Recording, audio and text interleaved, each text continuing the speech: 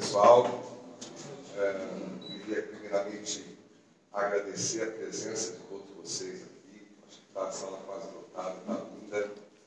Nessa quinta-feira, pós-feriado, vocês que disponibilizaram o tempo de vir aqui já, a gente está muito feliz com isso. Eu queria saber também, antes de começar a nossa formalidade do evento, eu queria perguntar para vocês aqui, quem ainda não é filiado ao novo? Levante a mão, por favor. Vai ser uma excelente oportunidade hoje. Precisamos de vocês. Então vamos lá. Vou fazer um evento um pouco formal que escreveram para mim, modelo, que vai demorar. Tenho muita satisfação em recebermos vocês aqui nesse espaço, que foi gentilmente cedido pelo nosso amigo César Augusto Ribeiro Costa. Cezinha. Obrigado, Cezinha. Hoje a gente vai realizar nosso primeiro simpósio do Novo em Artes, né? Por que o simpósio? Por que esse formato? Porque o Novo acredita que só o conhecimento pode mudar o Brasil. E é justamente isso que estamos fazendo, disponibilizando a todos um pouco de informação sobre o que rege nossas vidas, que se chama política pública. Esse primeiro encontro, que foi estruturado num formato mais compacto do simpósio, vamos falar inicialmente sobre o Partido Novo e seus fundamentos, para que você possa conhecer realmente o que é o Novo.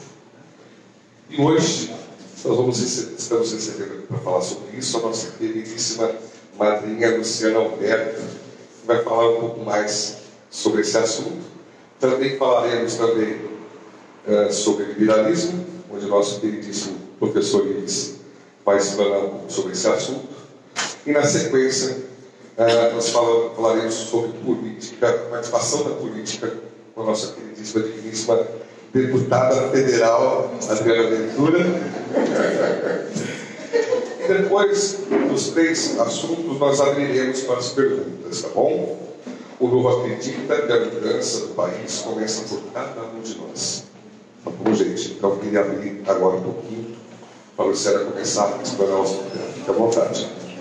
Deixa eu apresentar a Luciana Alberto. Desculpa, gente, eu não apresentei. Bom, a Luciana Alberto é uma advogada com ênfase em contratos, casada e mãe de 2 filhos. É ativista política no movimento Livre à Rua. Nas últimas eleições, foi candidata do Partido Novo a deputada estadual de São Paulo. Embora não tenha sido eleita, sua crença e sua dedicação às causas do Novo permanecem inabaláveis. Atualmente, Luciana é uma das lideranças do grupo de voluntários do Novo Zona Oeste e apoia também aqui o nosso grupo de voluntários do Novo Artes. Ela sabe que é só com a participação de todos podemos mudar esse país. Por isso, Luciana está aqui hoje conosco para falar um pouco sobre os motivos que se levaram a se filiar-se ao Novo e lutar pelas causas em que acredita. Uma salva de palmas.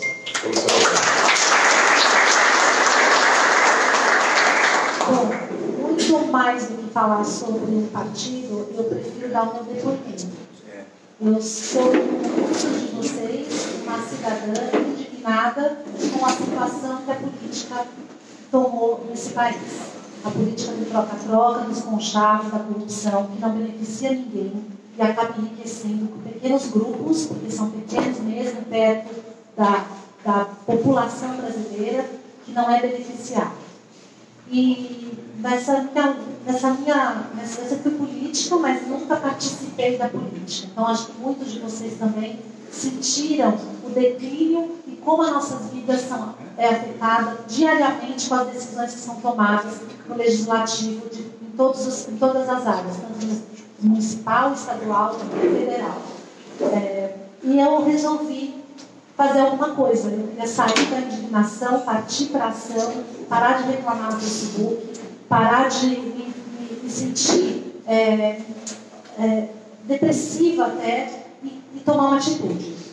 E buscar uma alternativa, porque eu acredito muito que quando nós, a população, assume o nosso papel como cidadão político também, a gente faz a mudança que o Brasil precisa. E fui num evento do Novo, a convite da minha amiga Adriana Ventura, como vocês estão aqui hoje, e conheci o Partido Novo. E na mesma hora eu me encantei, eu falei, é isso que o Brasil precisa.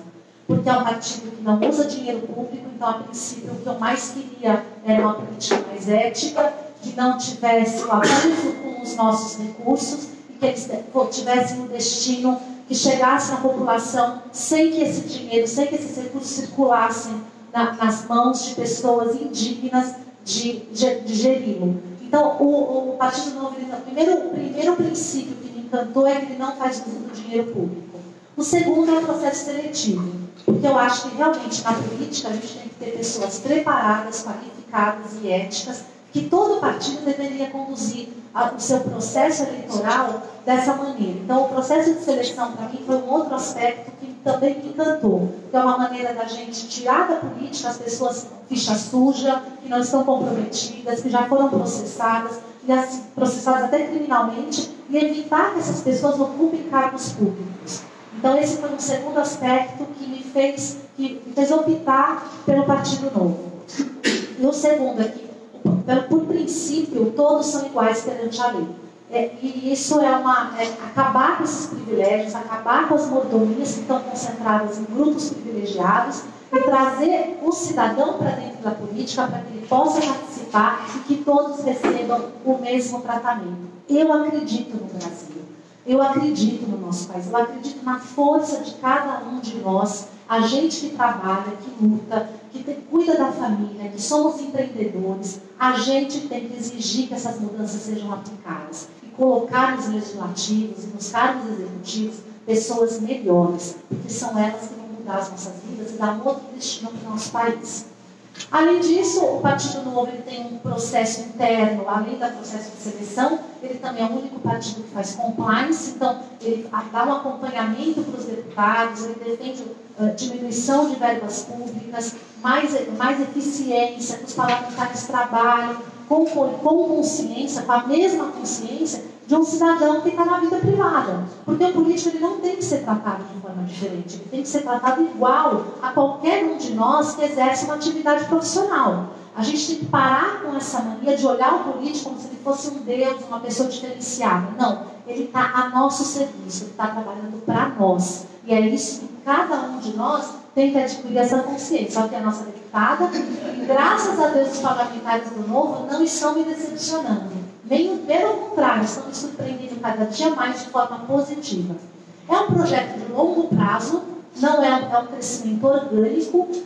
Isso também é uma coisa que é importante, porque vai ter sempre uma visão profissional para essa estrutura política, onde a gente vai poder acompanhar o crescimento dele sem que haja uma deturpação, uma poluição na política em todas as esferas. Então, naquele momento, eu falei, eu quero fazer algo para o meu país, eu sei que eu posso mudar o país, e naquele instante eu resolvi me filiar, porque eu entendi que a participação popular é que vai tornar todas essas mudanças possíveis. E o Novo traz essa plataforma de princípios e valores que acabam mudando a nossa vida e fazendo a gente olhar para a política com um olhar diferente. Não mais com aquela política suja, do troca-troca, dos conchados, da corrupção, que a gente acaba se prejudicando e poucas pessoas acabam sendo privilegiadas.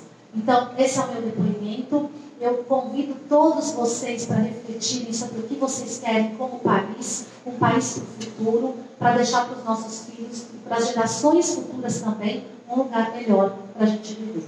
Eu agradeço, vou passar a palavra aqui para o Gustavo, para ele dar continuidade. Muito obrigada.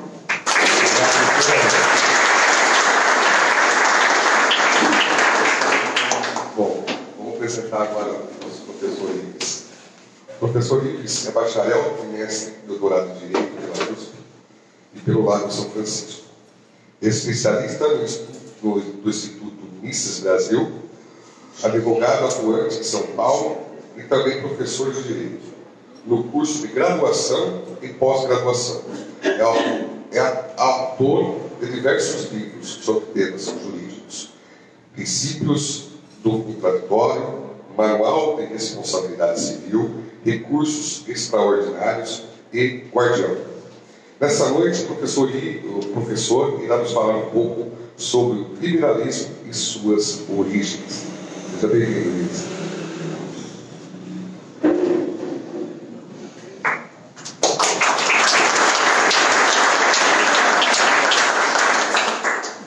Tomar cuidado, eu não sei falar, depois de tantos anos dando aula, eu não consigo falar sentado.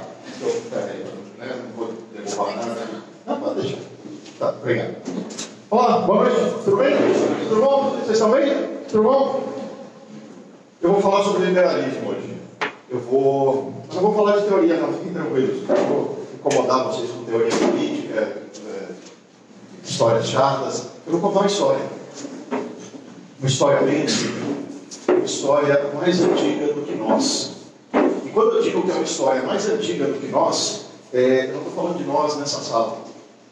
É mais antiga do que a espécie humana. É mais antiga do que o Homo sapiens. Mais antiga do que o Homo erectus, do que o Homo habilis. Então, como vocês podem ver, é uma história muito, muito antiga. Os ancestrais, os nossos ancestrais, já eram mais espertos do que os outros animais, do que os outros mamíferos. E em algum momento, ninguém sabe direito quando, ninguém sabe direito como, e com todo respeito a quem segue uma dieta vegetariana, mas por algum motivo,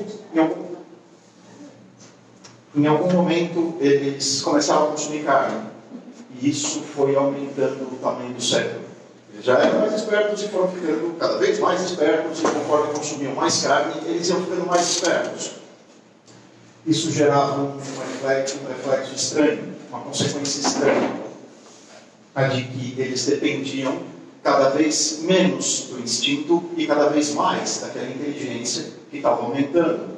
Isso, por sua vez, gerou um outro reflexo, mais curioso ainda. O filhote daquele manídeo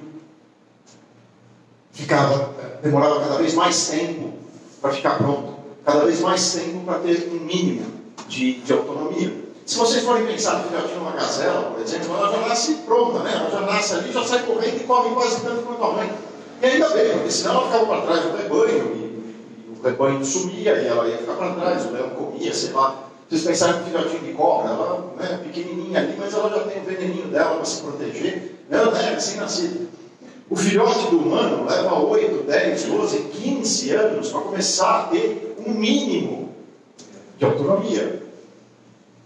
E isso gerava, por sua vez, uma nova consequência, um novo reflexo, bastante curioso também, de que, parecido com outras espécies, mas por um tempo muito mais longo, era preciso haver divisão de tarefas. Um precisava ficar cuidando do filhote, e o outro precisava correr atrás de comida, e o outro precisava correr atrás de água. Legal, muito curioso, mas isso tem a ver com o liberalismo. O que esse cara está falando? Tem tudo a ver. Tem tudo a ver. Porque conforme se dividia tarefas, os humanos foram percebendo que em conjunto era muito mais fácil de sobreviver. Conforme eles dividiam tarefas dentro daquele núcleo mínimo de homem e mulher, eles foram percebendo que dentro do clã, do resto da família, também era mais fácil de sobreviver se eles dividissem tarefas. E qual era a forma de dividir tarefas? Uma coisa chamada colaboração voluntária. Uma coisa que só o intelecto permitia. Alguns animais também trabalham em conjunto. Alguns caçam em conjunto com grande eficiência. Mas divisão de tarefas era uma coisa que só os humanos faziam. E com essa divisão de tarefas e com a colaboração voluntária, em alguns casos foram surgindo excedentes. E aí sim, uma coisa que só os humanos fazem: troca. Tem vários animais que usam ferramenta, ao contrário do que a gente aprendeu na escola, que só os humanos usam ferramenta. Tem um monte de animal que usa ferramenta, né? O macaco usa o coquinho ali, ele quebra o coquinho com pedra. Tem, até corvo usa o palitinho ali para pegar o bichinho dentro da água. Só os humanos fazem trocas. Então, conforme esses humanos iam progredindo, eles foram percebendo que se eles caçassem 5 em conjunto, eles conseguiam muito mais caça do que cada um dos 5 indo caçar isoladamente. E eles foram descobrindo que algumas pessoas eram melhores em determinadas tarefas. Aquele cara que era maior e mais pesado, ele era ótimo para dar o golpe final. Mas aquele outro que era mais leve, ele era mais ágil e corria melhor atrás, né, da caça. Algum dia alguém machucou o pé e falou: olha, você fica em casa, então você fica na aldeia e você fica só pegando água, porque caçar você não vai conseguir. E aí eles descobriram que o sujeito que ficava só pegando água, ele pegava muito mais água se ele passasse o dia inteiro fazendo isso, do que se cada um fosse caçar sozinho, depois voltasse, pegasse água sozinho. Ele descobriu: nossa, se eu só fizer isso o dia inteiro, eu pego muito mais água, eu consigo muito mais água do que isoladamente. E ao passar do tempo, eles foram percebendo que isso acontecia com tudo. Era muito mais fácil se 10 pessoas se juntassem e construíssem 10 casas, uma de cada vez. Era muito mais rápido do que se cada um dos 10 fosse sozinho tentar erguer sua própria casa. Não, então peraí, vamos colaborar. Vamos fazer colaboração voluntária. E aí nós vamos conseguir muito mais caça, muito mais água, muito mais e melhores abrigos. Só os humanos faziam isso. Só os humanos construíam abrigos. Só os humanos desenvolviam técnicas diferentes de caça, que eventualmente geravam excedentes. Isso foi valendo para aquele núcleo familiar mínimo, e depois passou a valer para a família inteira, para o clã, para a aldeia, e depois entre aldeias. E em algum momento, o sujeito que estava lá com um pedaço grande de mamute, ele viu alguém de uma outra aldeia, e viu a ponta de lança do sujeito, e falou: nossa, essa ponta de lança é muito melhor do que a ponta de lança que eu faço, que a gente faz lá na nossa aldeia. Eu estou aqui com essa carne sobrando, vou trocar com ele. Ele falou: olha, fulano, você tem aí essas 6 pontas de lança, eu tenho aqui esse colchão mole de mamute. Você não quer trocar? Não, eu te dou uma ponta de lança, você me dá, não, 5, vai. Me dá 5 pontas. Ou 4, não, chegaram num acordo de 4. Pô, isso aqui, essa carne que eu tinha sobrando é carne demais, é estragar. O cara está com ponta de lança sobrando aí. Pô, eu sou muito bom de fazer ponta de lança, mas eu sou ruim de caçar. O cara está com aquele monte de carne. É carne, é churrasco de mamute a semana inteira. Só os humanos fazem isso. Uma questãozinha de economia bem rápida. Qual dos dois saiu lucrando nessa troca de mamute, carne de mamute e lança? Oi? Como vocês sabem que os dois lucraram? Quanto custa uma ponta de lança? Se você não sabe quanto custa uma ponta de lança, nem um colchão mole de mamute, como é que você pode saber que os dois lucraram? Se ele não sabe construir adequadamente, o outro sabe construir adequadamente. A gente não precisa saber o preço. Ambos se beneficiam. Essa é a coisa linda da troca. Terminada a troca, os dois saíram mais ricos do que antes. Na opinião de quem? Na opinião dos únicos que importam, que são os próprios. Não, mas eu acho que uma ponta de lança devia valer 478 gramas. Na opinião dos únicos que importam, que são os envolvidos, os dois saíram da troca mais ricos. Fecha o parênteses, não desejo falar um pouquinho de economia. Mas o ponto é, só os humanos fazem isso. E percebam uma coisa essencial, uma coisa fundamental. Desde aquela primeira colaboração voluntária, lá do macho e da fêmea, né, antes de eles se tornarem humanos, aí a gente poder falar de marido e mulher, lá do ancestral do nosso ancestral, percebam que quando eu estou tratando de colaboração voluntária, tem 500 nomes diferentes para isso, tá? Persuasão racional, colaboração voluntária, tem 500 nomes diferentes, todos eles significam a mesma coisa. Agir com o outro com base no quê? Do mesmo jeito que os animais, que usam a força? Não, com base na razão, com base no intelecto. E todos esses outros exemplos que eu vim dando são dessa forma de um humano lidar com o outro, com base na persuasão racional. Chame como quiser, com base na razão, com base na persuasão, com base na colaboração voluntária, todas elas significam a mesma coisa. Essa é uma das formas que os humanos têm de lidarem entre si. E é a explicação de todas essas maneiras que eu falei, de tudo isso que eu falei até agora, de como os humanos lidam entre si. Mas existe uma outra forma de os humanos lidarem entre si. E só existem essas duas maneiras de os humanos lidarem. Humanos lidarem entre si. Eu estou falando o quê? Eu cheguei onde eu queria. Humanos lidarem entre si significa política. O que é política? Não é eleição, não é... Isso é reflexo. Quando a gente fala de política, Aristóteles explicou isso muito bem. O ser humano é um animal político. Significa que ele colabora, ele vive em coletivo. O animal político, o ser humano, a arte da política, conforme explicava a história, é como os humanos lidam entre si. E a rigor só existem duas, e apenas duas maneiras de os humanos lidarem entre si. A colaboração voluntária é uma, qual que é a outra? Eu falei, já mencionei aqui no decorrer do Oi? Qual é a outra forma, a única outra forma que os humanos têm de lidar entre si? Coerção. Ou o comércio. Então, persuasão racional é comércio. Trocar a ponta de lança, isso é comércio. Milhares e milhares, milhões, dezenas de milhares de anos antes de inventarem a moeda, antes de inventar um Estado, vai lá imprimir uma moeda, que tem um pedaço de papel que não vale nada. Milhares e milhares de anos antes disso, quando se fazia a troca, já era comércio. A única outra forma que os humanos têm. Mas veja, quando eu colaboro com a esposa para ter a criança e eu cuidar, isso não é necessariamente comércio. O comércio é uma faceta da colaboração voluntária, uma faceta importantíssima, mas não é a única. Né? Quando você me ajuda a construir meu abrigo e depois eu ajudo você a construir o seu, você pode chamar isso de comércio ou não, não sei. O que eu tenho certeza é que o comércio da troca da ponta de lança com mamute, você cuida do bebê e eu vou procurar água e comida, você me ajuda a construir seu abrigo, eu ajudo a construir o seu, eu não sei se essas coisas são comércio. A última com certeza, as outras duas eu não sei. Não sei, não estou preocupado. O que eu tenho certeza é que elas são colaboração voluntária.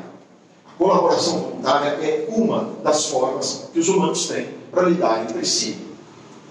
Qual é a outra? Coerção. No linguajar mais simples, a gente fala coerção em direito. No linguajar mais simples é o quê? Força, imposição, força, lei, não é a força bruta. Ou, como a gente também conhece, a lei do mais forte. Só existem essas duas maneiras de os humanos lidarem entre si. Se você entendeu isso, você entendeu 90% de tudo que tem para ser entendido a respeito de todas as teorias políticas que existem. Só existem essas duas formas dos humanos lidarem entre si. Ou pela colaboração voluntária, ou pela força bruta. É isso que, essa história toda, é isso que tem a ver com o liberalismo. Mas vocês vão me explicar agora, para conseguir prosseguir, o que significa a lei do mais forte. O que é essa história de força bruta, a lei do mais forte? Quando eu pratico colaboração voluntária, quando eu digo, você quer ter um bebê e eu ajudo a cuidar do bebê, quando eu digo, você quer o coxa mole do mamute e me dá a ponta de lança, eu estou fazendo o que com relação ao outro? Eu estou enxergando o que no outro? Eu estou vendo no outro um igual a mim e não um servo meu. Eu estou vendo no outro um indivíduo e não uma propriedade minha. O que significa a lei do mais forte? Oi? Se sentir superior? Não, mas aí eu me sinto superior, eu vou lá e tomo uma surra. Me sentir superior só não adianta. Lei do mais forte significa o quê? Poder. Oi? Impor o poder. Impor a minha vontade. Ter mais dinheiro. Ter mais dinheiro. Não, o indivíduo. Subjugar o outro indivíduo. Ou mais forte lá e pegar o mais fraco. E subjugar o mais fraco. Está certo essa definição? Essa definição é boa? Não? Por que não? Ela tem um problema. Oi? Sempre vai ter. Interpretação tem várias. O problema é que a gente está tão acostumado, está tão interiorizado em nós, ainda bem, uma ideia de justiça, que essa ideia já tem uma frase, tem um ponto aí errado que eu pus aí de propósito, mas que a gente aceita. O mais forte contra o mais fraco. Normalmente a gente pensa dessa maneira. E isso tem um problema essencial aí dentro. Que está aí de propósito? O mais forte, no singular. Já tem uma ideia básica, uma ideia mínima de justiça, de que é um contra um. E lei do mais forte, por definição, é não ter nenhuma regra de justiça. A colaboração voluntária pressupõe que eu enxergo no outro alguém que é dono da ponta de lança que ele fabricou, alguém que é dono do tempo dele, alguém que é dono da vida dele. Então eu não posso ir lá e matar o sujeito, não posso ir lá e roubar a ponta de lança dele, eu não posso escravizar o sujeito. Colaboração voluntária tem como pressuposto, o começo de tudo na colaboração voluntária é enxergar no outro um indivíduo, alguém que é dono de si mesmo, ou como a gente diz em direito, ele é titular dos direitos a respeito de si mesmo. Ele é um indivíduo e, como tal, simplificando, ele é o dono de si mesmo. A partir do momento que eu falo, eu vou oferecer meu colchão mole pelas pontas de lança, significa que eu já parti desse pressuposto, que eu já tenho isso como base. Algo em vez de eu ir para cima dele e dizer, eu vou matar esse sujeito, roubar a ponta de lança, eu vou atacá-lo. Quando eu faço isso, eu estou partindo de um pressuposto completamente diferente. O mais forte ataca o mais fraco. Por que eu vou atacar sozinho? De repente ele é mais forte mesmo do que eu. De repente eu apanho. O mais forte? Não. A lei do mais forte significa brutalidade total, significa não ter limite nenhum. Significa não respeitar nada com ninguém. Por que eu vou sozinho? Por que eu não vou em 2, em 3, em 5, em 50, em 500, o coletivo inteiro, o clã inteiro? Por que eu não vou ir coletivamente? Pego as pontas de lança dele. A base da colaboração voluntária é aquilo que em teoria política, em filosofia se chama de individualismo.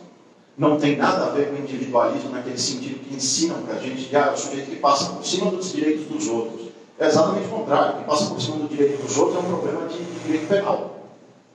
O individualista é alguém que assume, que reconhece, que aceita, que defende que cada indivíduo é dono de si mesmo.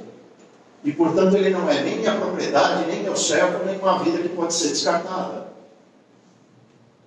Diferente disso, pautado naquela outra raiz, daquela outra origem, de que eu posso usar a força bruta, de que a força justifica a si mesma, de que se eu sou mais forte, eu tenho direito daquilo, de que se o meu coletivo é mais forte, nós temos direito àquelas pontas de lança, nós temos direito à vida dele, a tudo que ele tiver.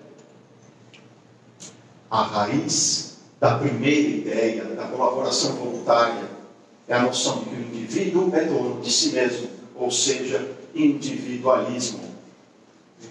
A raiz do uso da força é de que o coletivo, se for forte o suficiente, por essa força, a própria força dá ao coletivo o direito de infringir o direito do indivíduo. Essa é a matriz e a base de todas as teorias políticas que existem. A teoria política, por essência, que defende o individualismo, e não há individualismo de cada um por si, é o oposto disso, é a colaboração voluntária. Mas a colaboração voluntária, entendam, só pode existir colaboração voluntária quando eu reconheço no outro um indivíduo, o dono de si mesmo, o titular dos direitos sobre si mesmo. Se eu não reconheço esses direitos, se eu digo que um coletivo é dono desse indivíduo, a rigor eu estou defendendo a força bruta. Essa é a matriz e a origem de todas as ideias políticas que existem.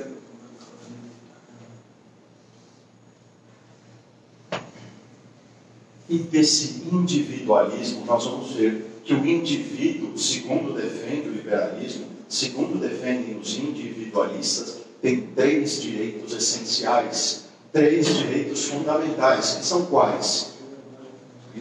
Vida, o primeiro de todos, o mais óbvio, propriedade, e existe um que faz a conexão entre os outros 2. Vida e propriedade, que significa que eu tenho um terceiro que conecta os 2, ele dá sentido à vida, ele permite a busca da propriedade, é a liberdade. E é desse nome, liberdade, que vem o nome da teoria política que defende esses 3 direitos fundamentais de cada um. A rigor, eles são um desdobramento de uma mesma coisa. Eles são um desdobramento do direito básico à vida, de você dizer que o ser humano não é descartável, que cada um tem o direito à própria vida. Quando você fala de direito à vida, você está falando do futuro da pessoa, do tempo que ela ainda tem. Quando você fala da liberdade, você está falando também da vida da pessoa, mas no momento presente, para ela poder fazer aquilo que ela quer com o presente que ela tem.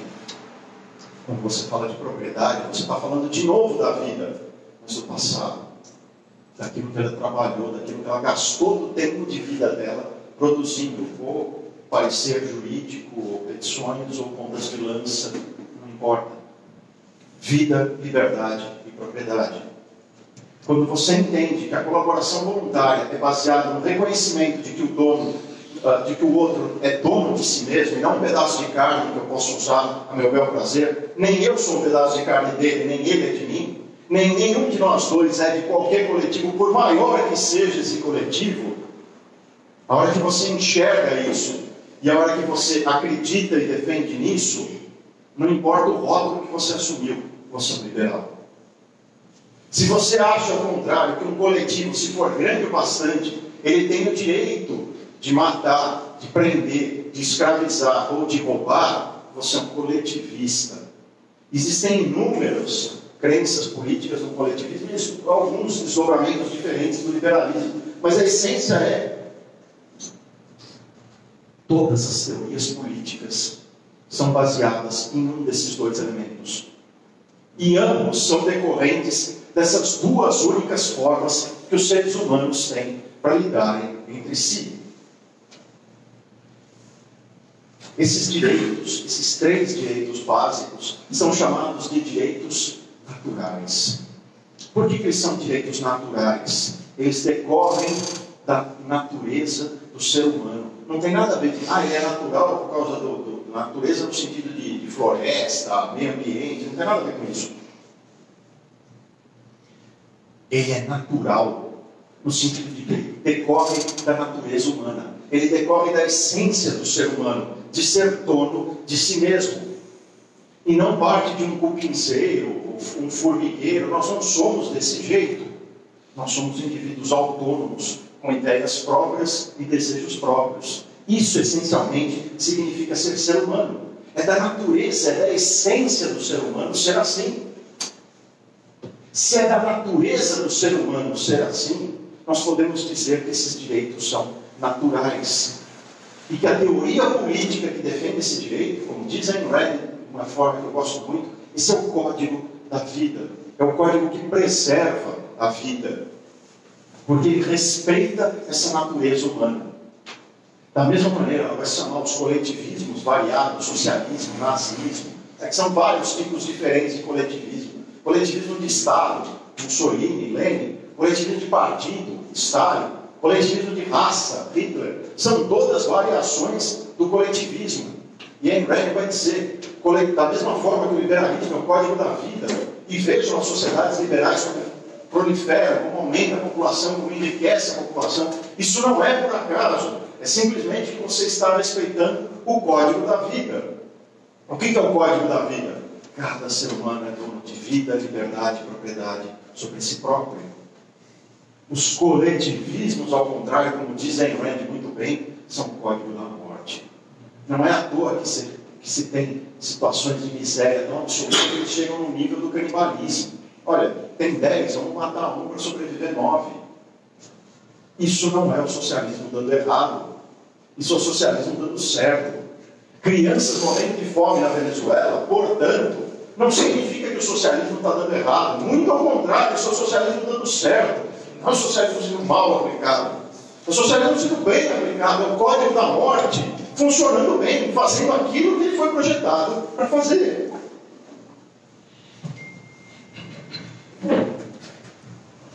Então, quando você fala, não, o liberalismo, a origem do liberalismo está em Locke, quando ele escreveu o segundo tratado sobre o governo.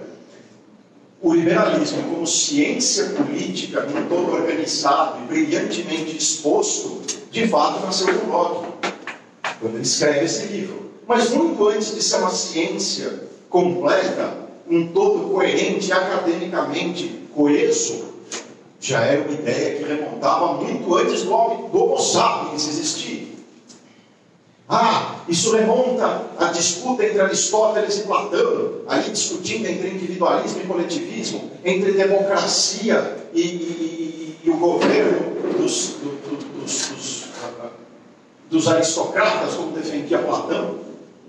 Isso, na verdade, muito antes. A disputa entre os dois era uma disputa filosófica brilhante. Mas a rigor, a essência da coisa vem de muito antes disso. Isso é uma batalha ancestral. Isso é uma briga que vem de milhares e milhares e dezenas, e talvez centenas de milhares de anos, entre aqueles que acreditam que o indivíduo é o dono de si mesmo e aqueles que acreditam que um coletivo, qualquer coletivo, só por ser muito forte, é que é o dono dos seres humanos. Ou seres humanos que compõem aquele coletivo, ou eventualmente até outros seres humanos que nem são daquele coletivo. Mas aí a gente vai lá e mata todo mundo, por quê? Porque nós somos fortes o bastante para fazer isso. Se não fosse assim, a vontade de Deus, nós não seríamos tão fortes. O que defende, então, essa regra, essa ideia de indivíduo como dono de si mesmo? A ideia política fundamental, que se subdivide em inúmeras variações, é o liberalismo. Então, o liberalismo é individualista, ele passa por cima dos outros. Não, é exatamente o contrário. Ele enxerga que cada um é dono de si mesmo e, portanto, eu não posso atuar contra ele com força bruta. Eu tenho que atuar com ele com relação, com colaboração voluntária. Já encerrando, tenho duas coisas finais para dizer para vocês depois disso tudo que eu falei. Provavelmente é a primeira vez na vida que vocês escutam isso tudo. Provavelmente vocês nunca tiveram acesso a esse tipo de ideia antes. Então eu convido vocês a estudarem mais o liberalismo. E se for mesmo a primeira vez que vocês ouvem disso, parabéns. Bem-vindos ao seu primeiro passo para fora da matriz. A segunda coisa que eu tenho para dizer: se preparem, porque são muitos deles e são bem poucos de nós. Obrigado.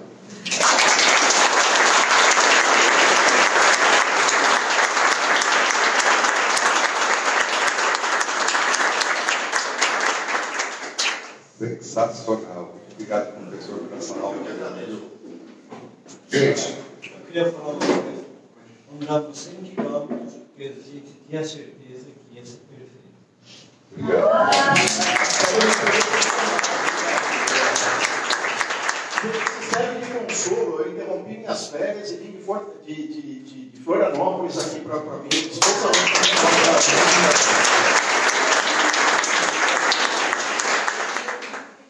Gente, vamos dar continuidade aqui então. Agradeço novamente ao professor pela aula de hoje.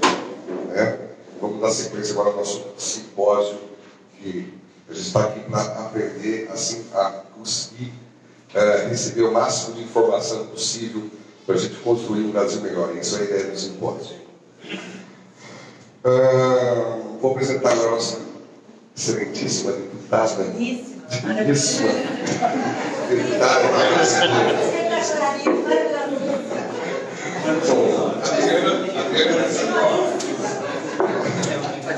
Gente, a Adriana é deputada federal pelo Novo, direito de São Paulo. Ela obteve 64.341 votos nas últimas eleições. É formada em administração pública, com mestrado e doutorado em administração de empresas pela Fundação Getúlio Vargas, FGV. Além de empreendedora, também é professora de empreendedorismo na FGV. No Congresso, a Adriana continua a defender os eixos escolhidos para sua campanha: educação, empreendedorismo, ética e resgate de valores. A deputada atuante, Adriana já faz parte de várias comissões parlamentares, dentre as quais comissão... Bom, gente, ela tem que se apresentar no máximo, gente. Uma grande salva de palmas novamente.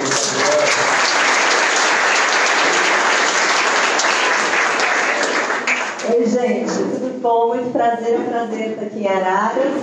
Passei um dia delicioso aqui, passei pela cidade. Quem é de Araras aqui? Levanta a mão, por favor. Eu sei que tem gente de várias outras cidades, então é um prazer estar aqui. Visitei hoje a Santa Casa, fiz todo o trabalho de deputado, que eu estou aprendendo também, vou para lá, vou para cá.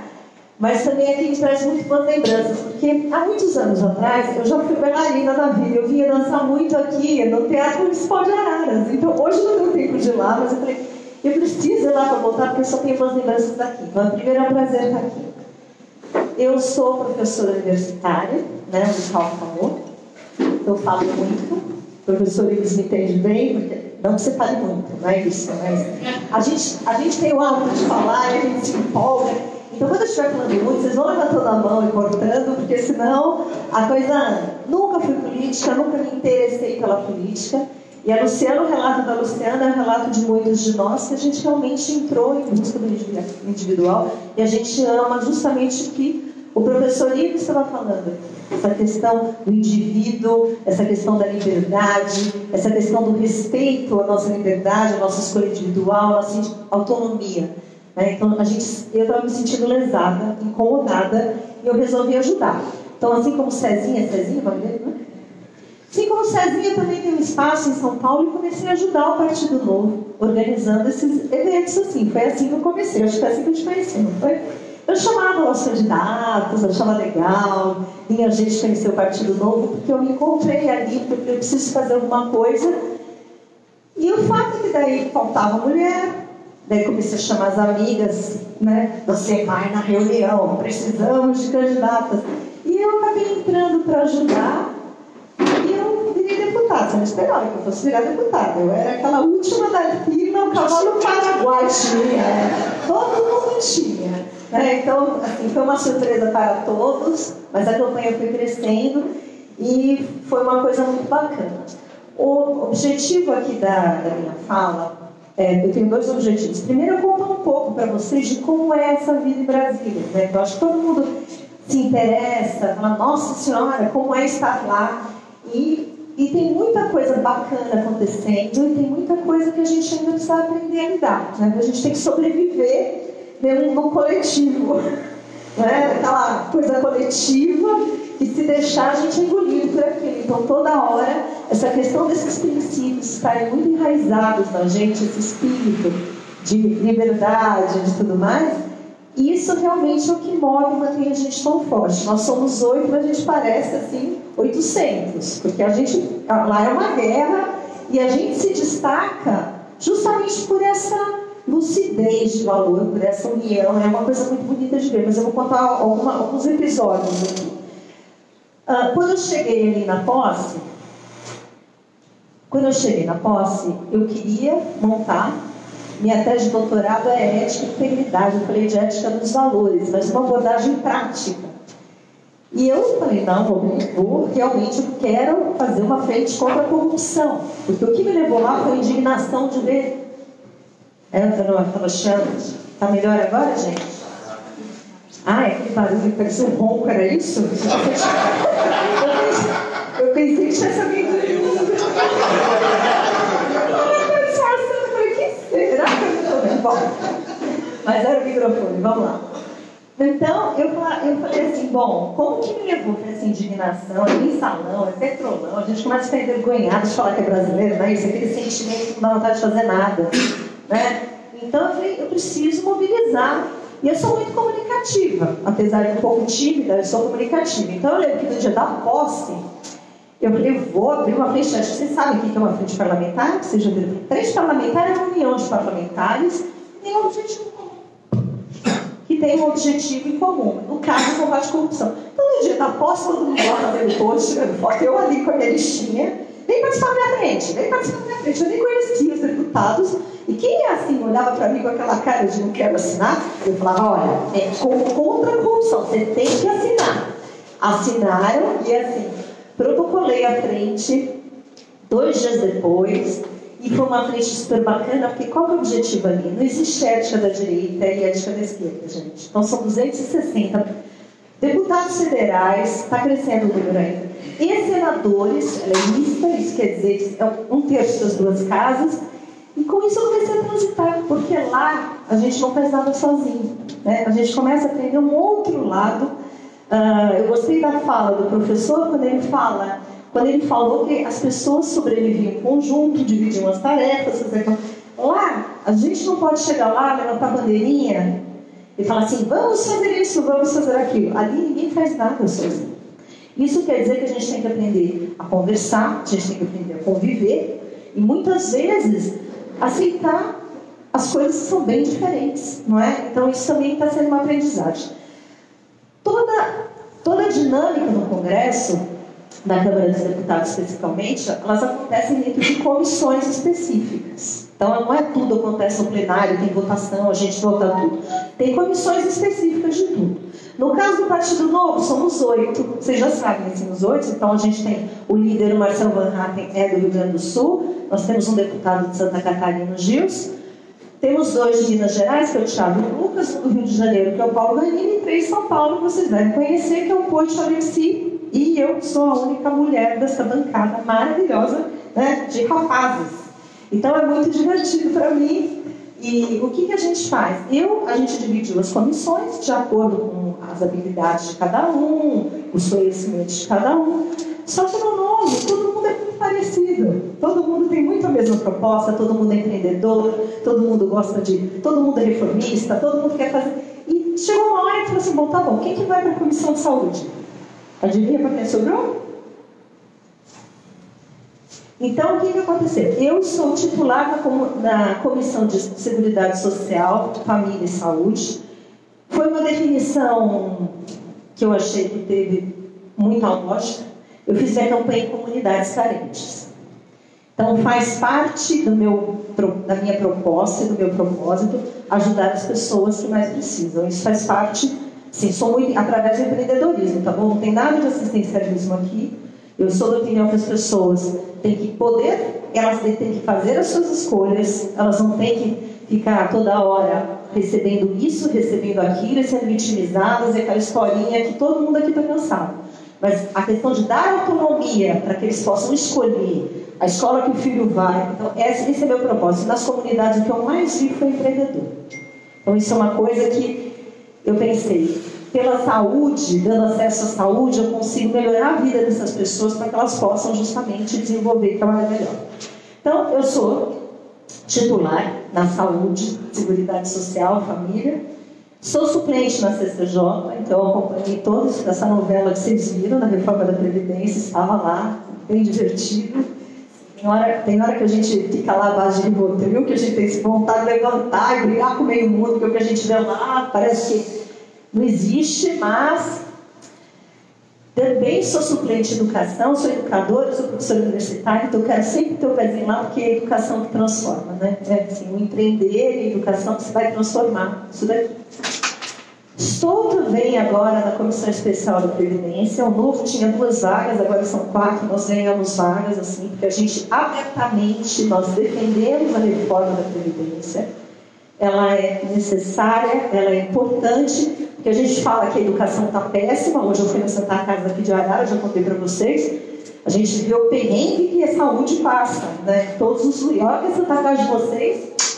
Sim, a gente vê que tem um corpo de pessoas sérias que trabalham lá dentro, isso é genial. Mas, assim, o dinheiro que está faltando na educação e saúde, pode ter certeza que com a reforma da Previdência as coisas melhoram, porque o rombo é enorme, isso é inegável. Então, eu estou na comissão especial que discutirá a reforma da Previdência e também vou para a comissão do pacote anticrime. Ó, aí você pode me ajudar. Né?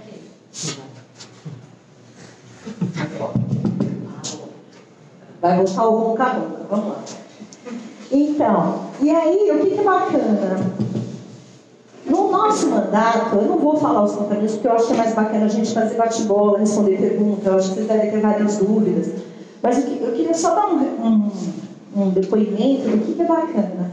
A bancada do Novo, os 8, vou falar especialmente dos 8 federais, porque nós não nos conhecíamos, eu conhecia muito pouco o Poit e o Alexi, mas não conhecia os outros. Mas a gente é muito unido. E o que nos une, assim, são os valores mesmo, esses princípios que ele está falando. Para a gente isso é muito claro. A gente tem uma clareza que quando bate algum projeto ali, tem coisa que a gente até discorda da forma. Mas o princípio está ali. É uma coisa muito... E na dúvida, eu discordo bastante. Eu sou um pouco encrenqueira às vezes, sabe? E a gente às vezes pergunta, quem que quer ir lá? Vai fulano? O que você acha disso? Mas sempre o que pontua uma decisão, a gente não olha para a cara do outro e fala assim, tá bom, você pensa assim, ele pensa assim, o outro pensa assim, mas o que é bom para o Brasil?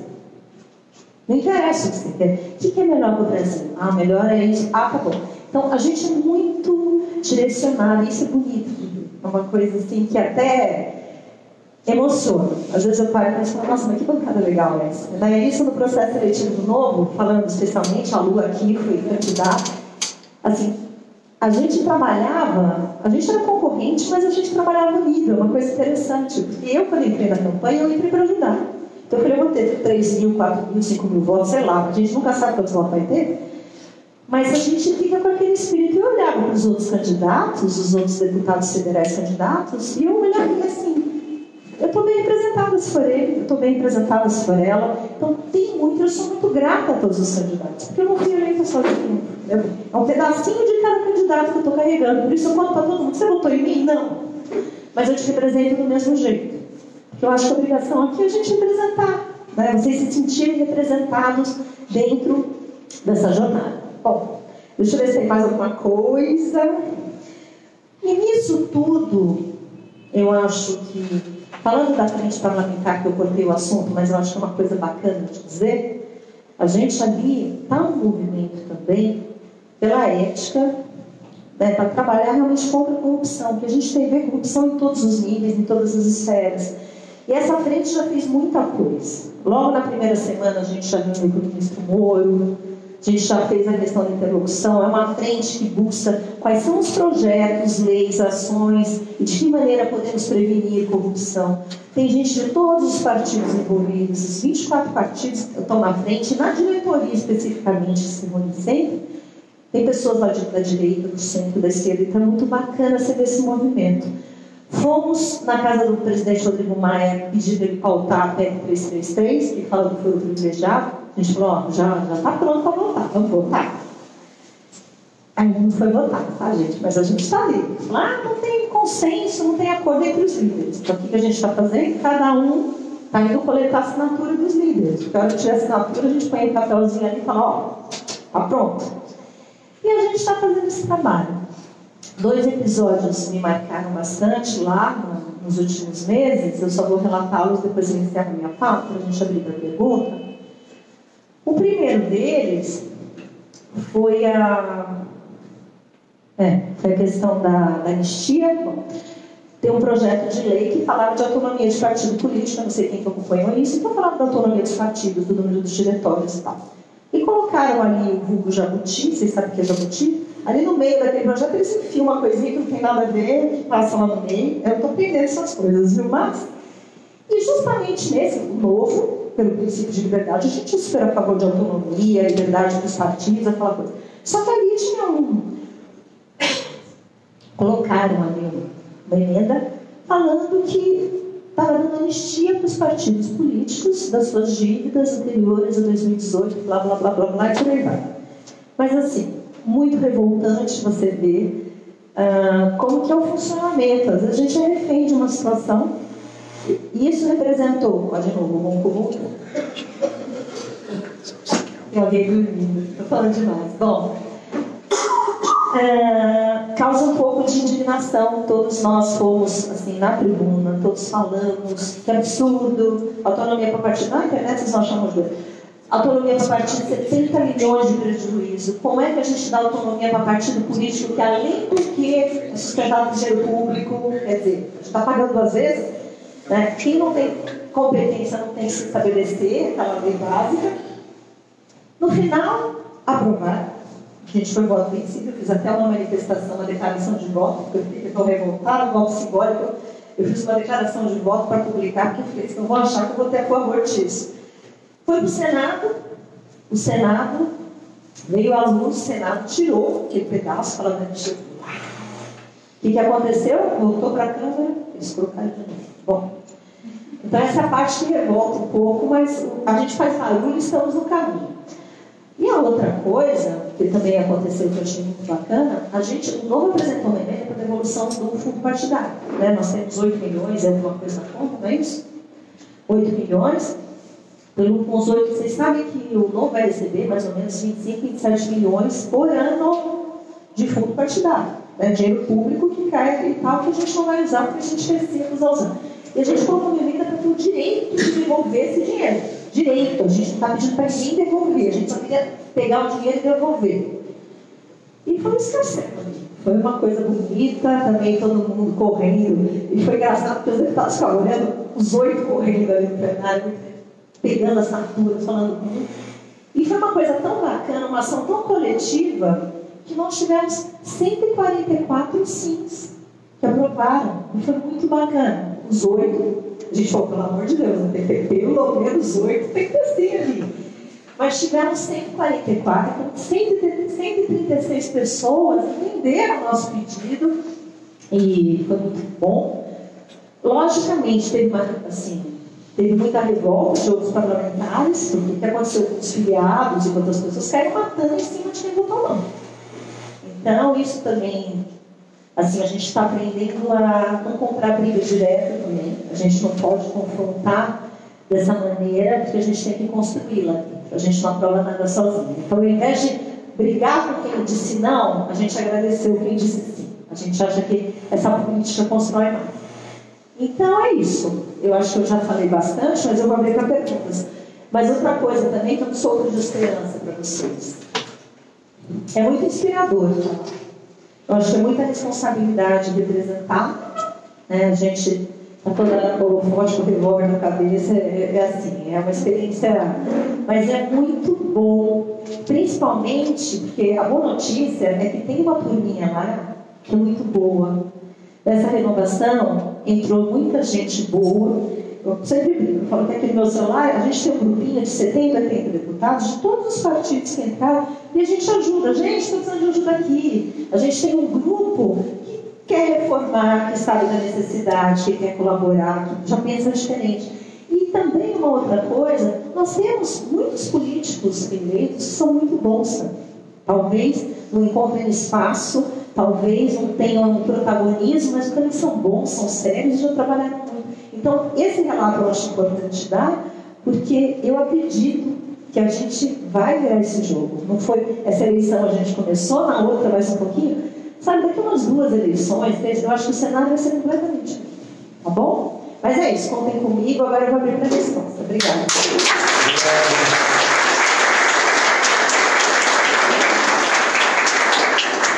Obrigado, Adriana. Você é realmente maravilhosa. Gente, agora a gente vai fazer umas perguntas. Quem quiser fazer pergunta, levanta a mão, leva o microfone. Você esquece. Fala seu nome, se apresenta e vem para quem você quer fazer pergunta. Primeiro for lá atrás e vou lá atrás. Ela tem uma pergunta só por vez.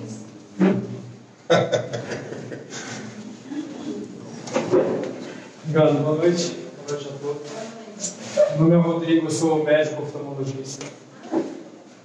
E como muitos aqui, eu também sou indignado com muitas coisas que a gente viu e vê ainda hoje, né? Nos grupos políticos aí que dominaram durante tantos anos. Uma das coisas que mais me indignou, que mais me indigna, desde a minha infância que eu me lembro, que eu sempre percebi isso desde pequeno, graças a Deus, é essa doutrinação absurda que tem na nossa educação, né? Que permeia todos os níveis, desde o ensino básico, o ensino médio até o ensino superior. E o senhor como membros aí da universidade, né, das universidades, acho que devem sofrer com isso diariamente. Né? Então, gostaria de saber o que a senhora e os senhores estão vendo que está sendo feito pela bancada do Novo, pelos amigos, as bancadas amigas aí, em relação a essa doutrinação, que é uma coisa que não só me indigna muito, como me preocupa. Porque isso é uma das formas mais covardes que eu acho que tem de ligação da força, da lei do mais forte. Né? Eu vejo os meus filhos, eu luto diariamente para tentar ensinar a verdadeira história para eles, não a história que eles aprendem em colégios particulares, tem de ver. Então eu ouço absurdos que são ditos nas salas de aula, e quando a gente tenta, né, se opor a esses absurdos, quando a gente tenta ir contra essa doutrinação, nossa, só falta ser apedrejado, né? Essa história de escola sem partido, por exemplo, que todo mundo acha que é um absurdo. Eu vou responder uma parte, depois eu passo para a deputada, tá? Eu não comentei aqui no começo, justamente porque é um projeto bastante polêmico, mas eu há 12 anos venho combatendo a doutrinação ideológica nas escolas, faço parte do projeto Escola Sem Partido e defendo, sim, uma instrução mais plural e menos enviesada, porque eu acho que é isso que pacifica e é isso que realmente cria uma geração incapaz até de pensar questões das liberdades individuais. Então, é um processo que demanda, primeiro, uma cooperação da sociedade, dos pais como você, para combater esse tipo de ação dentro da sala de aula, porque as crianças que estão sentadas ali, elas estão vulneráveis mesmo, elas não têm condições de argumentar, de oferecer um contraditório, elas não têm narrativa política e nem conhecimento suficiente para se posicionar, e estão absorvendo informações totalmente equivocadas, para justamente perpetuar uma ideologia e garantir o voto, no caso da esquerda, no poder. Eu sou contra qualquer tipo de ideologia, inclusive a religiosa. Eu acho que a educação ela passa por um conhecimento amplo, pela instrução, pela valorização das habilidades e aptidões individuais. Como combater isso? Não sei se o projeto Escola Sem Partidos é o adequado. Mas eu acho que ele foi importante para trazer à tona essa questão e colocar para a sociedade discutir qual é o verdadeiro papel do professor dentro da sala de aula. E agora eu passo para a Adriana falar um pouco sobre isso, porque ela, como professora, e o Ives também, com essa consciência de que o indivíduo que está sentado ali, ele tem que estar garantido pelo direito a receber o conhecimento amplo. Que professores são esses que atuam dessa maneira? Não é a maioria, mas o estrago que eles fazem é muito grande, porque eles são militantes, eles não são docentes. Então, é essa distinção que a gente tem que buscar e fazer com que a sociedade inteira se engaje nisso e defenda essa causa. Eu acho que é extremamente importante. Era a minha pauta, eu me lancei candidato com esse projeto e continuo defendendo isso arduamente, porque eu acredito que é isso que vai mudar. Enquanto essa situação continuar assim, a gente vai enxugar gelo. Eu falo enxugar gelo, porque você tem uma geração inteira sendo massificada sem que nenhuma atitude, nem do Ministério Público, esteja sendo tomada para garantir o direito dessas crianças.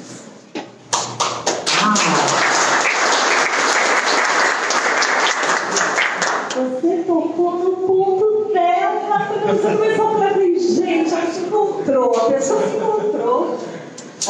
Eu só vou falar um episódio, eu concordo muito com o que a Luciana falou, ela é bem inflamada, porque esse é um tema dela, que é dela, por isso que assim, foi muito bom ela ter respondido.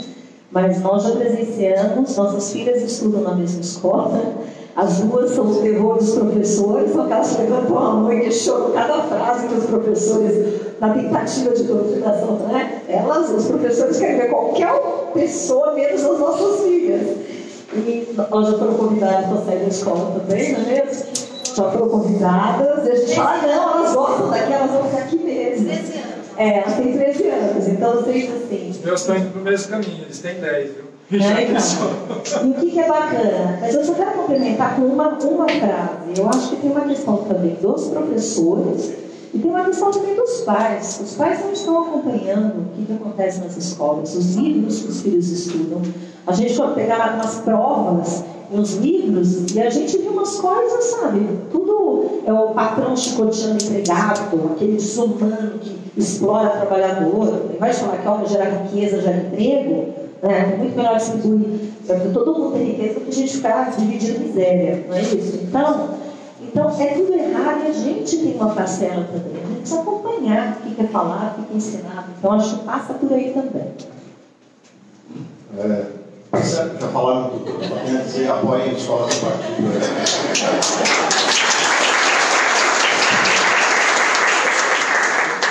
Sim, é terrível ser liberal na São Francisco. Eu sobrevivi. Na Graduação, mestrado, doutorado, eu sobrevivi. Só isso. Não, na GV também é difícil. É difícil ser liberal. Só complementar. O que é pior, gente, que é o mais perigoso, é a total ausência de democracia. Quando a gente tem hegemonia de pensamento, isso é um perigo. Você não tem um processo democrático instalado no ambiente estudantil. São autores que são suprimidos, conteúdos didáticos que não são dados, justamente para manter aquele indivíduo na ignorância do que ele deveria realmente defender. Então é para instituir, sim, uma sociedade coletivista que só vai trazer miséria e empobrecimento para todo mundo. Então, o mais grave para mim dessa doutrinação é o perigo que a democracia está sofrendo. Porque no processo democrático você tem que ter um ambiente plural e saudável de debates e de discussões de ideias. Deputada, eu queria perguntar para a senhora aqui no seu discurso, a senhora falou repetidamente, eles colocaram a coisa lá no meio, eles isso, eles aquilo. Gostaria de saber se a senhora pode nos explicar quem são esses que colocam. Claro. E a segunda pergunta. A segunda pergunta é a segunda vez que eu vejo a senhora. Percebo que a senhora está feliz por ser deputada. Eu gostaria, se a senhora pode falar para tantas mulheres que vêm aqui, se elas podem se candidatar ou se filiar ao partido. Muito obrigada. Você lembrou do pedacinho que eu tinha esquecido. Excelente pergunta. Bom, em relação, eu falo eles que como funciona, assim, lá na Câmara dos Deputados, até uma coisa que você pensa assim, como as coisas são votadas, como são escolhidas, o que vai para a pauta, o que não vai para a pauta. A primeira coisa, assim, na Câmara, o regime é presidencialista. Então, o presidente tem poder e prerrogativa para tudo. Ele, juntamente com o que a gente chama de colégio de líderes, o quê?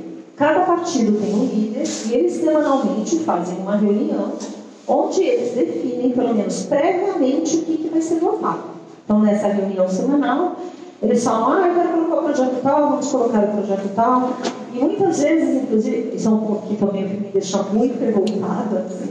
Eu sou cheia de revoltas. Cada dia eu estou revoltada com alguma coisa. Dizem que isso passa, eu espero que não passe. O dia que passar, que alguma coisa errada comigo.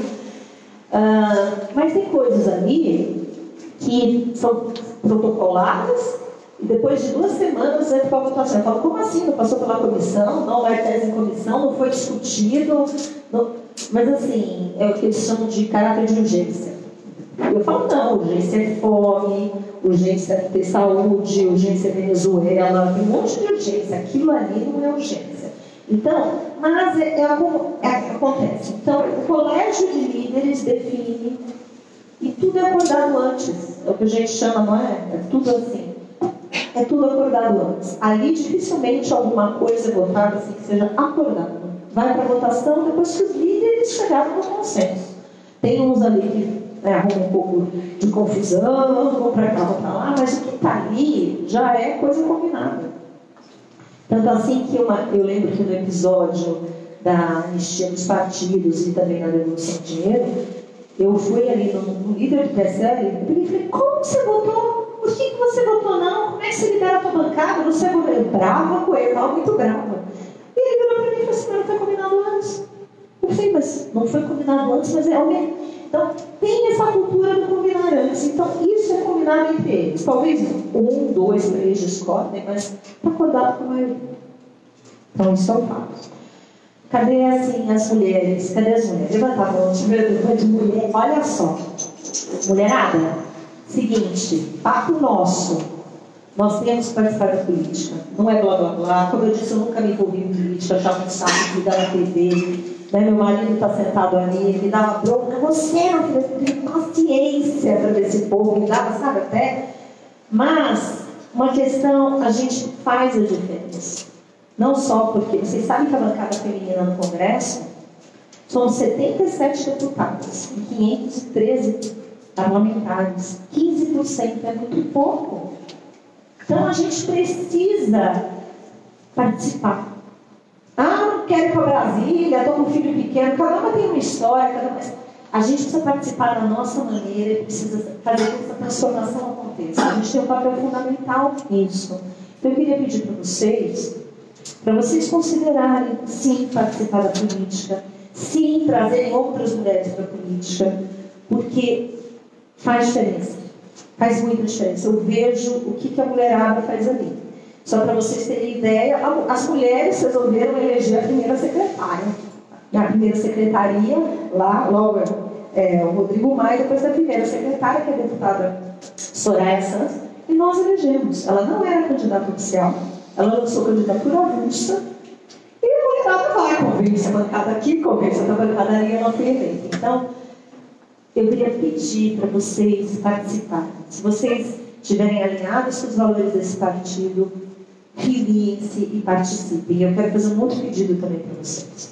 Tem várias cidades aqui, eu sei, e nós agora estamos num momento muito importante, nós estamos numa corrida para eleições de 2020. O que quer dizer? Agora, nós temos que pensar quem serão nossos vereadores, quem serão nossos prefeitos. E para vocês que moram nas cidades, isso é de fundamental importância, porque é o vereador que está lá no dia a dia, o prefeito que sabe quais são as... Então, a gente começar a formar uma base que pense diferente, que faça de maneira diferente, com outro olhar, é fundamental. Só que para que cada cidade possa lançar os seus candidatos, precisa, por exigência do partido, que eu concordo muito, precisa ter no mínimo 150 filiados para abrir um diretório. Sem diretório não pode ter candidato.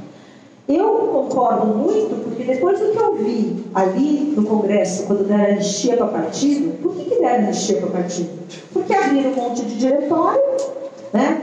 Cada diretório paga suas obrigações tributárias, não sei o quê, porque não tem dinheiro para se manter, e dá o que dá. Então, a exigência do partido é por uma questão de sobrevivência. Você pode ter autonomia se você tiver independência financeira, se você pudesse manter. A gente não usa dinheiro público. Então, eu queria pedir para vocês se engajarem, que a gente está num projeto de transformação. E eu acredito nele. Eu estou vendo muita coisa que está acontecendo e estou muito otimista. Mulheres venham, tragam outras mulheres. Ó, eu trouxe a Lu. Trouxe várias outras. Aliás, eu não ia ser candidata, mas elas enfiaram na minha cara e falaram assim: se a gente vai fazer o processo seletivo, você também vai. E eu acabei indo. Então, não foi isso? Foi isso. Tomei bronca e tudo. Então é muito importante esse engajamento. E nós podemos, vocês sabem disso, tá bom?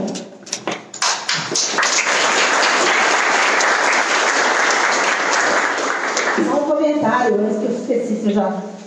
Eu sou de 75, vou dar um exemplo de Araras, que eu não sei o número das outras. Mas 75 filiados, gente, que coisa ridícula. Eu falava para ele. Falei assim, mas então tá quase lá. Não, ainda tá com 75. Falei, olha, se cada um trouxer um filiado, cada alguém da família, vamos, você vai comigo. 150 no dia seguinte já tem.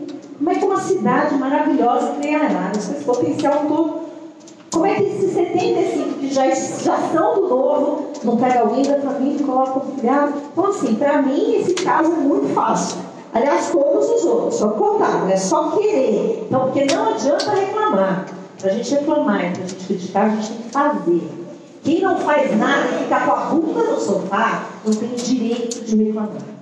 Não tem o direito. Quando alguém vem criticar, eu falo assim, todas as suas críticas, o que você faz? Porque crítico de dedinho nervoso, a gente conhece bastante. Mas cada um tem que fazer a sua parte.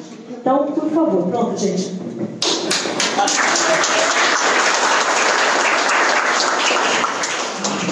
Meu nome é Marcelo e eu queria saber se já está acordada a Previdência.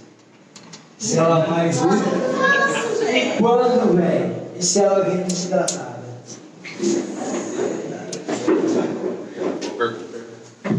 Olha, eu vou falar uma coisa para você. Se está acordada ou não está acordada com o pessoal do Novo. Nós apoiamos a Previdência. Tem gente que até brinca, que fala que a gente apoia mais o governo do que o partido do governo. É porque a gente tem muita convicção, a gente sempre faz assim, o pelotão de frente. E a gente briga porque sabe que é a única maneira de ajudar o nosso país. Ninguém quer falar de Previdência. E dá para ver que as pessoas não querem para a comissão da Previdência, porque é impopular. Muitas pessoas falam, você é louca, você acabou de entrar, você já está com a mão nesse mês. Você não vai ser reeleita. Eu não estou trabalhando com a reeleição. Isso é consequência de outras coisas lá no futuro. A gente tem que fazer o que acha certo. E o certo é brigar por essa reforma. Sabe para quê? Não é para o mais rico, não. É para o mais pobre. Para manter o mais pobre, aquele lá que ganha um salário, continue recebendo. É para que o nosso país não quebre, porque a Previdência já quebrou faz tempo. É isso. Então, respondendo a sua pergunta, ela vai sair sim. A gente ouve muita história que vão desidratar, que não querem aprovar inteira, Bolsonaro, aquele pensamento pequeno, né? aquela mente pequena de gente que só olha para o umbigo, que quer desidratar para o governo não ter tanto sucesso para ele não ser reeleito. Aquela mente que eu não sei o que está fazendo lá, mas esse é outro assunto. Mas nunca vão acordar nada com a gente, porque quem vem aqui sabe qual é a postura e qual é a resposta. Mas que tem um centrão articulado ali, organizando, tem. Né? Mas a gente não participa dessas reuniões. Então, olha, nós tem um prazo regimental de 40 sessões, não é isso? Então tem um prazo de 10 sessões tremenda, tanto assim que a semana passada estávamos os 8 lá em Brasília, os otários, quase únicos, que estava completamente vazio ali, e as pessoas não foram justamente para não começar a contar esse prazo. Mas nós estávamos lá e, assim, nós queremos, e o que está sendo dito é que no primeiro semestre a gente pula essa etapa. Então, vamos ver. Rodrigo Maia falou isso, e pelo andar da carruagem, o cronograma que o presidente da comissão, que a mesa da comissão é bem bacana, da comissão especial, né? Marcelo Ramos, é um cara do Amazonas, e nós temos o Samuel Moreira do PSDB, que vai ser o relator, uma mesa equilibrada, uma mesa tranquila, porque precisa, porque é uma comissão muito tensa, gente. É tenso, a gente tem que falar dentro, né? Assim, muito Rivotril. Eu brinco que eu vou gastar minha cota em Rivotril, vou ter que colocar calminha ali. Tá bom? Então o prazo é esse, mas ela vai sair. Ela vai sair porque nós não temos alternativa. Todos que estão ali, inclusive os que levantam a bandeirinha, falam um monte de asneira, um monte de mentira, que é mentira. Que é mais pobre, aquela bandeirinha de mais pobre, que está defendendo o próprio umbigo da aposentadoria especial dele e grupo de interesse. Mesmo essa pessoa sabe que ali precisa fazer reforma. Tá? Mas assim, para eles também, né? É um ato irresponsável não lutar por essa reforma, gente. É impopular, eu recebo um monte de gente me xinga, um monte de gente me chama disso, daquilo, mas faz parte do pacote. A gente está na missão e vai lutar pela missão, a que preço todos vamos lutar. Beleza?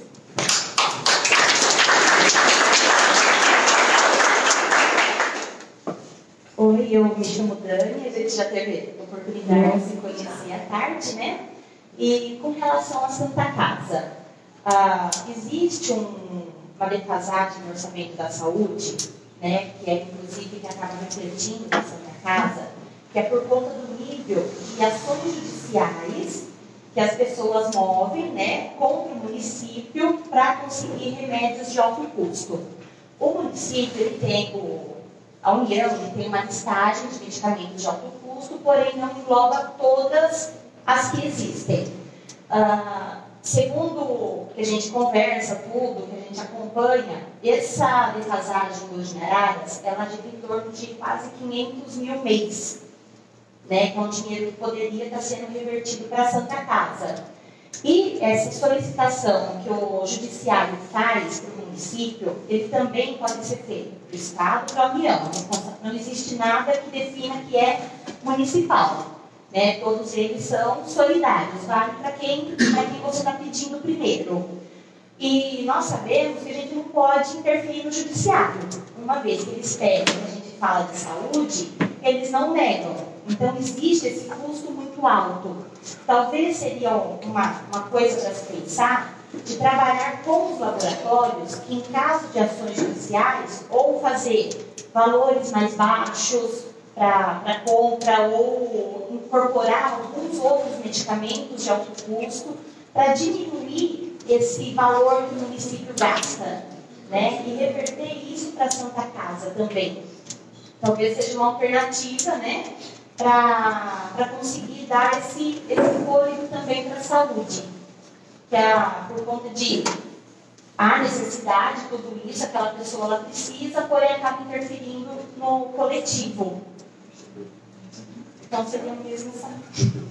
Obrigada, porque assim, é uma super sugestão, porque a gente vê assim, umas atrocidades acontecendo, as pessoas entrando em processos com liminares, pedindo remédio tal, só que o remédio tal custa 100 mil, e assim, nós temos um grande problema. Aliás, aí uma coisa que eu quero colocar a mão nesse desespero também, eu acho um absurdo, essa maneira de funcionar, assim, quebra qualquer coisa, né? Então, obrigada pela sugestão, anotado.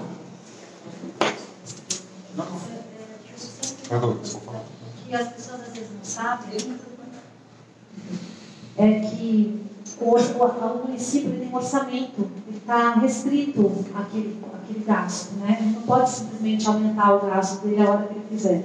Então, quando esses processos de pedidos de medicação de alto custo chegam, às vezes está fora do orçamento daquele município, e o município não tem como cobrir essa despesa. Eu tenho um exemplo que eu vou contar para vocês, que aconteceu no município menor, acho que da Federação Brasileira.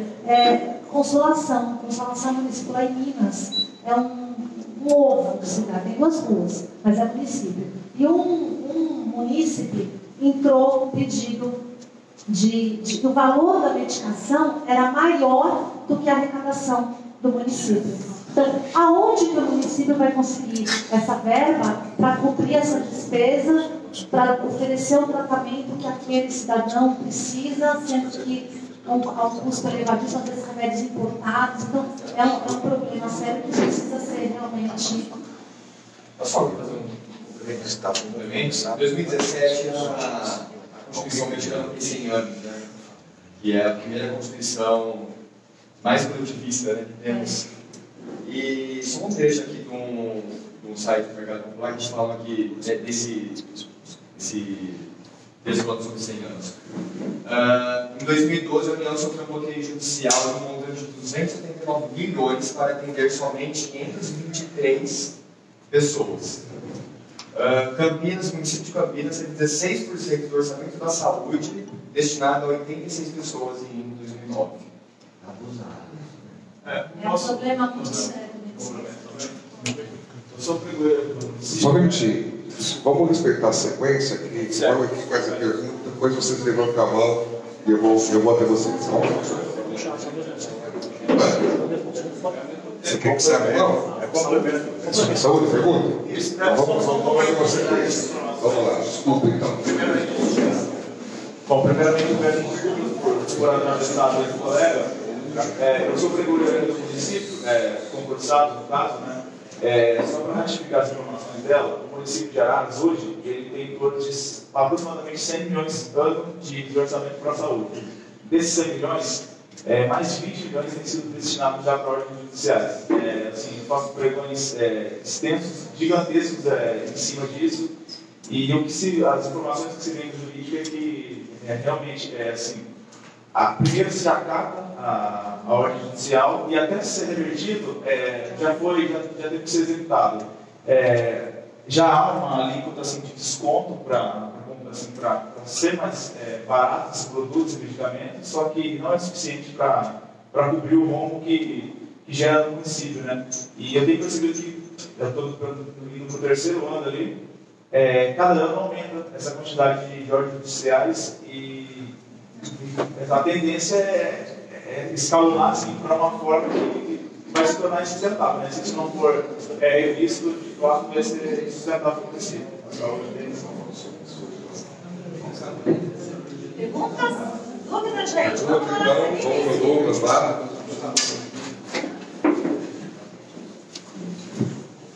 Boa noite a todos. Primeiramente, obrigado por terem vindo até a nossa cidade, dispensar um pouco do tempo de vocês aqui para estar com a gente. Eu sou filiado há pouco tempo ao Partido Novo aqui da cidade, porque acredito nesses 10 princípios aqui, estão nesse folder aqui. Então, em seu nome, deputado, eu gostaria de agradecer a toda a bancada do Novo, que está representando muito bem nossos ideais. Tá, Brasil? Vou fazer uma pergunta primeiro para você, depois para o professor.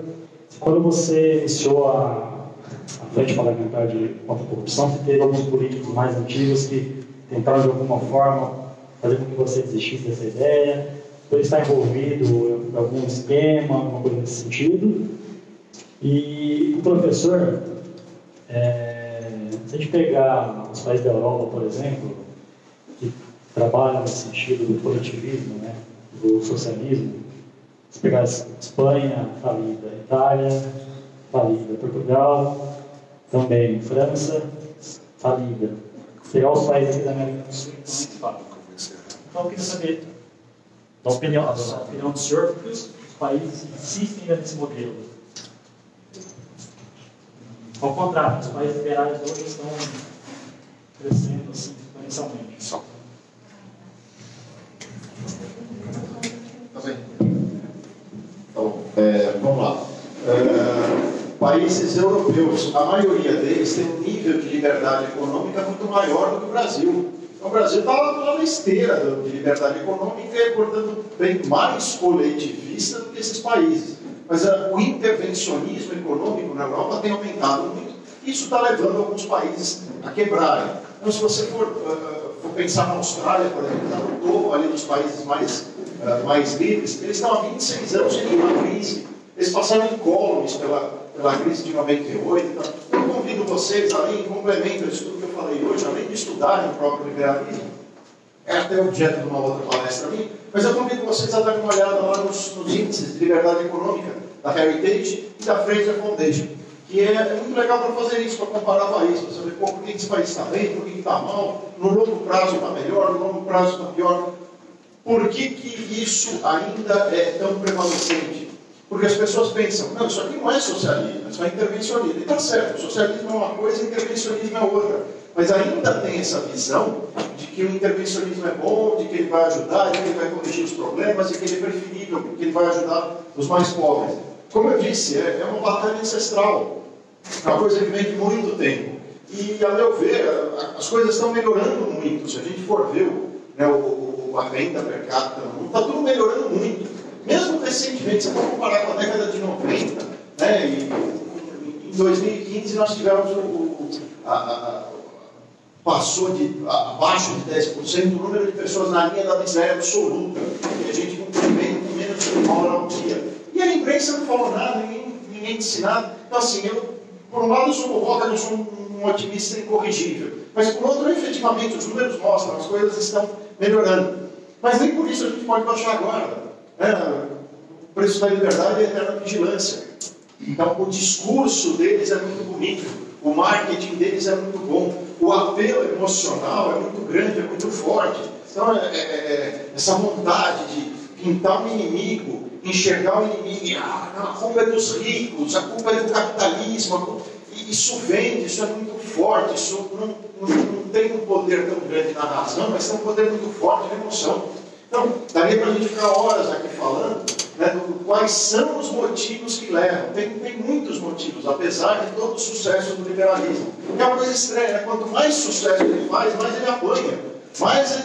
Não, que absurdo, é culpa desse povo neoliberal. E esse tipo de bobagem. É muito difícil responder isso. Mas, ao mesmo tempo, eu vejo com muito otimismo como as coisas estão caminhando. Obrigado. Gente. Peraí, não cadê a resposta? Está desculpado, está tudo bem. Não esqueci. A sua pergunta sobre a frente, então, não encontrei resistência não, foi uma coisa, alguns simplesmente falaram não. Eu sou chatinha, falei, como não? Não, você não... Ninguém vai falar que é a favor da corrupção.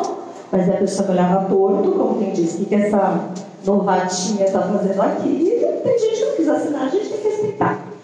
Mas na imensa maioria, todos ali, a gente tem que ser contra a corrupção. Imagina, todos ali.